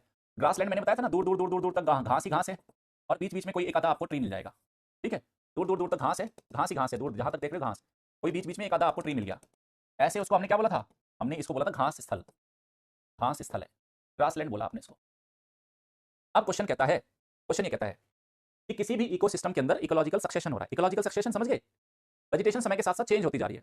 तो कह रहे हैं इस ग्रास लैंड के अंदर ये पेड़ इस घास को रिप्लेस क्यों नहीं कर पा रहे, मतलब यहाँ घास ज्यादा क्यों है और पेड़ कम क्यों है, जबकि समय के साथ साथ क्या होता है, वेजिटेशन चेंज हो जानी चाहिए थी। तो ये पेड़ यहाँ आ चुके हैं, लेकिन यहाँ आने के बावजूद भी ये पेड़ इस घास को रिप्लेस नहीं कर पा रहे, ऐसा क्या कारण है। पहला, कीट और कवक का कारण, पता नहीं। दूसरा, सीमित सूर्य प्रकाश और पोषक तत्वों की कमी के कारण, पता नहीं। जल की सीमा और आग के कारण, कुछ कुछ आग जैसा हमने पढ़ा था, आग जैसा पढ़ा था ना हमने, फायर रेजिस्टेंट होता है ग्रासलैंड, लेकिन जल की सीमा और ये पता नहीं यार, उपयुक्त में से कोई पता नहीं, या तो छोड़ दो या रिस्क लो। अब मैं इसके पीछे कहानी बताता हूँ। बच्चा घास क्या होता है, ग्रासलैंड है, ग्रासलैंड में क्या होता है, सीमित जल होता है। पहले ज्योग्राफी को लेके आओ, सीमित मात्रा में जल होता है, सीमित मात्रा में जल होता है, कोई बहुत ज्यादा वर्षा वाले तो क्षेत्र है नहीं, सीमित मात्रा में जल है। तो घास की जो जड़ें होती है, घास की जड़ें कम गहरी है, घास की जड़ें क्या है, कम गहरी है, और पेड़ की जड़ें काफी गहरी है, पेड़ की जड़ें काफी गहरी है, ठीक है। और हमने देखा था इन घास स्थलों पर समय समय पर आग लगती रहती है, समय समय पर आग लगती रहती है। तो मैंने आपको बताया था समय समय पर आग लगती रहती है, तो यहाँ की कुछ घास प्रजातियों ने आग प्रतिरोधी गुण पैदा कर लिया, घास बोला था मैंने वहां पे, पेड़ नहीं बोला था, कि घासों ने आग प्रतिरोधी गुण पैदा कर लिया, समय समय पर आग लगती रहती है। अब किसी भी पेड़ को अगर ग्रो करना है तो इसकी रूट्स को क्या मिलना चाहिए, जल मिलना चाहिए। घास की रूट्स एक तो छोटी है, तो अगर थोड़ा बहुत भी पानी आया, बरसात का जल आया, सपोज करो बरसात का जल आया बच्चा, यहाँ पे बरसात का जल आया, तो पानी जैसे नीचे जाना शुरू हुआ तो सबसे पहले किन्होंने सोख लिया, इस घास ने उस पानी को एब्जॉर्ब कर लिया। पेड़ के लिए उतना पानी नहीं है कि वो बहुत ज्यादा संख्या में यहाँ पे ग्रो कर पाए। तो कारण क्या है, पहली बात तो यहाँ आग फ्रीक्वेंटली लगती रहती है, तो घासों ने आग प्रतिरोधी गुण पैदा कर लिए। दूसरा, जल की सीमाएं है, वाटर की रेस्ट्रिक्शंस है, जो अल्प मात्रा में पानी मिलता है वो घास ही कंज्यूम कर जाती है, पेड़ को वो नहीं मिलता। तो कारण क्या हुआ, ठीक है। ऐसे ही बच्चा एक एक शब्द बड़ा इंपॉर्टेंट लिखाया जा रहा है, जो मैं आपको नोट्स दे रहा हूं ना, एक एक शब्द से आप बड़े से बड़ा क्वेश्चन हिला सकते हो। लेकिन अगर आपकी आदत वही है ना, बस पढ़ लिया, अच्छे से रिवीजन नहीं करना, अच्छे से शब्दों पे फोकस नहीं करना, अच्छे से चीजों को पकड़ना नहीं, तब तो भैया खेल खराब हो जाएगा, मैं पहले बता रहा हूं, मेरी जिम्मेदारी नहीं है। कहते खाद्य श्रृंखला के बारे में निम्नलिखित पर विचार कीजिए, व्हाट इज फूड चेन।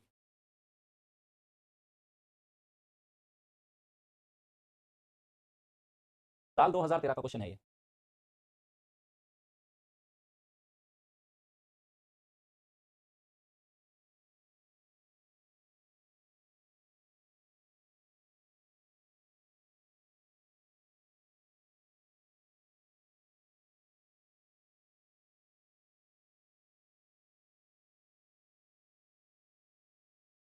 देखो क्या कह रहा है, स्टेटमेंट पढ़ते हैं, खाद्य श्रृंखला जीवों की संख्या का बताती है, संख्या, फूड चेन थोड़ी ना थी वो तो नंबर पिरामिड था, that was number pyramid, number pyramid, biomass pyramid जो बता रहा था कितने जीव है, नंबर्स की बात कर रहा था। फूड चेन में तो हम सिंपल रिलेशन रिलेशन देखा था, फूड चेन में घास को खाया टिड्डे ने, टिड्डे को खाया मेंढक ने, मेंढक को खाया सांप ने, सांप को खाया उल्लू ने। वहां कहीं पे भी मैंने आपको ये बोला था कितनी घास को कितने टिड्डे खा रहे हैं, कितने टिड्डों को, कितने मेंढक खाते हैं, कितने मेंढकों को कितने सांप खा रहे हैं, ये बात तो हमने फूड चेन वाले कंसेप्ट में की नहीं थी, ये बात तो हमने नंबर पिरामिड में की थी। तो ये तो गया तीसरे वाला, तीसरे वाला कहाँ है, ये गया। खाद्य श्रृंखला केवल एक ही जाति के लोगों के अंदर, अरे नहीं, डिफरेंट डिफरेंट आपकी स्पीसीज थी, दूसरा भी गया। खाद्य श्रृंखला उस श्रृंखला या उस क्रम को बताती है जिसमें जीवों की एक श्रृंखला एक दूसरे को आहार से पोषित करती है। ऑब्वियसली सी बात है, option A is correct answer, option A is correct answer, yes यही था फूड चेन, यही है फूड चेन।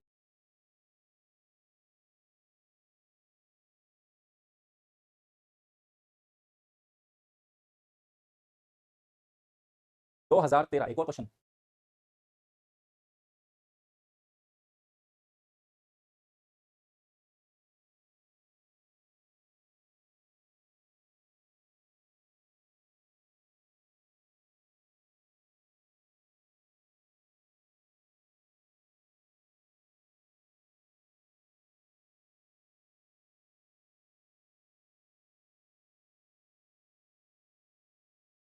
निम्नलिखित में से कौन सा एक पद केवल जीव द्वारा ग्रहण किए गए स्थान की बात नहीं करता, बल्कि है ना वो क्या कर रहा है इसके बारे में बताते हैं।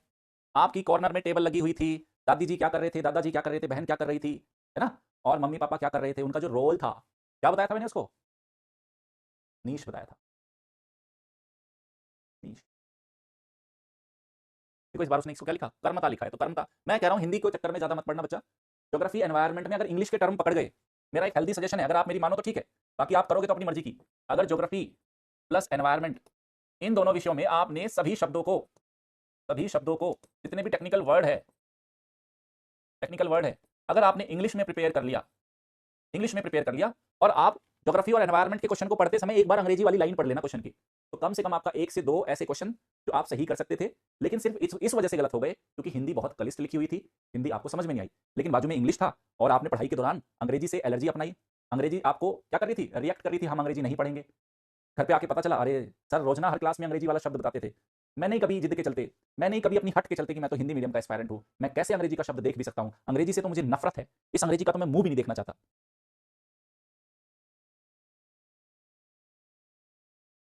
क्योंकि बेसिकली सारा जो टेक्स्ट है सब अंग्रेजी का लिखा हुआ है बच्चा, अंग्रेजी में ही सारी स्टैंडर्ड बुक्स लिखी गई है, उसी के चलते हम कोशिश करेंगे, और वो पढ़ने वाले जो यूनिवर्सिटी के प्रोफेसर है जिनसे यूपीएससी क्वेश्चन बना रहा है अंग्रेजी के, वो सब के सब पारंगत है,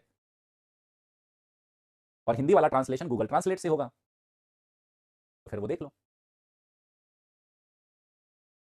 तो आपको अंग्रेजी वाला शब्द क्वेश्चन कम से कम 2 से 3 क्वेश्चन ठीक करा देगा अगर सारे सब्जेक्ट, और सिर्फ हिंदी में पढ़ते तो आपके गलत हो जाते। होता है बच्चा।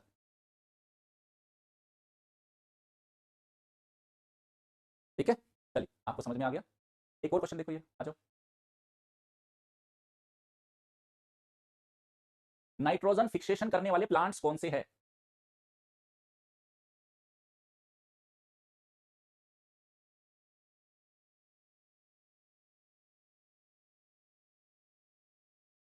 गैर दलहनी प्लांट भी है, याद रखना बच्चा, और हमारे कुछ ट्रीज भी है, तीनों ही काम करते हैं, ट्रीज भी कर रहे हैं इस काम को। हमने चने का नाम पढ़ा था, हमने अल्फा अल्फा अल्फा अल्फा का नाम पढ़ा, 2 ही नाम पढ़े, उसके बाद इनमें से कोई सा नाम हमने नहीं पढ़ा, नहीं पढ़ा ना। तो 1 और 3 किधर है? 1 और 3 यहाँ है, 1 और 3 यहाँ है, बाकी में 1 और 3 नहीं है, पहले तो सी और डी को निकाल दो। ठीक है, निकाल दिया हमने। अब 4 को देखो, नहीं पता, 5 वाला नहीं पता, 6 वाला पालक, ओहो मिल गया, मिल गया, पत्तेदार सब्जी है, तो सीजनल, सीजनल है वैसे भी, 1 डेढ़ इजिली आप निकाल सकते थे यहाँ से, और यहाँ पालक निकल गया, तो क्या बचा? 4। ठीक है, मेरे को नहीं पता था, लेकिन एलिमिनेशन मेथड, एलिमिनेशन का मेथड, हम ऐसे को बाहर निकाल रहे हैं जो नहीं हो सकता, तो क्या पता हमें सही उत्तर पता चल जाए। तो यहाँ से पालक बाहर निकला, उत्तर क्या आ गया? 1, 3 और 4। ये साल वाली प्रैक्टिस कि आपका माइंड क्या इस तरीके से दाएं बाएं सोच पा रहा है, तो उनको पढ़ो, उनको देखो। ठीक है, है। तो आज ये हो गया बच्चा, कल और परसों 2 दिन क्लास नहीं होगी, ट्यूसडे एंड वेंसडे। क्षेत्र में रहते हो, यूपीएससी का, पीडब्ल्यू का, भारत का इवेंट में आके शामिल हो सकते हैं, ट्रैक्शन होगा और आपको समझ में आ गया आएगा कि पीडब्ल्यू क्या है। पीडब्ल्यू आज भारत का सबसे बड़ा प्लेटफॉर्म है, तो यूपीएससी की तैयारी कराने के लिए इतने सारे फैकल्टीज को, देश की बेस्ट फैकल्टीज को चुन चुन के लेकर आ रहा है आपके सामने। तो कल और परसों आप अगर आ सको तो आना, वरना 2 दिन अपना रिवीजन करना, नोट्स मेकिंग करना। Bye, take care. Free of cost है, कोई फीस नहीं है, आप आओ और देखो बस।